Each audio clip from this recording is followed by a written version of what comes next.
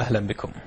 تعرض 9 من رجال الشرطة للدهس بعملية إجرامية نفذها أحد مثيري الشغب مساء اليوم بمنطقة النويدرات.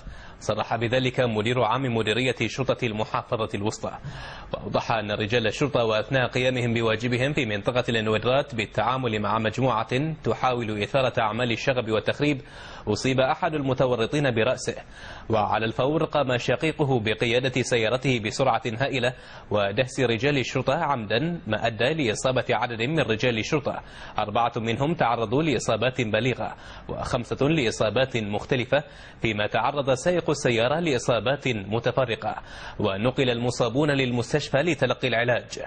وأكد مدير عام مديرية شرطة المحافظة الوسطى أنه تم اتخاذ الإجراءات القانونية اللازمة ويختار النيابة العسكرية.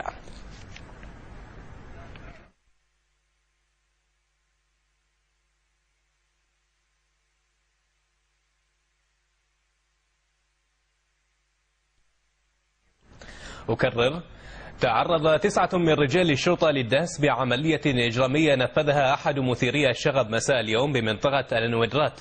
صرح بذلك مدير عام مديرية شرطة المحافظة الوسطى، وأوضح أن رجال الشرطة وأثناء قيامهم بواجبهم في منطقة النويدرات بالتعامل مع مجموعة تحاول إثارة أعمال الشغب والتخريب أصيب أحد المتورطين برأسه، وعلى الفور قام شقيقه بقيادة سيارته بسرعة هائلة ودهس رجال الشرطة عمدا، ما أدى لإصابة عدد من رجال الشرطة، 4 منهم تعرضوا لإصابات بليغة و5 لإصابات مختلفة، فيما تعرض سائق السيارة لإصابات متفرقة، ونقل المصابون للمستشفى لتلقي العلاج.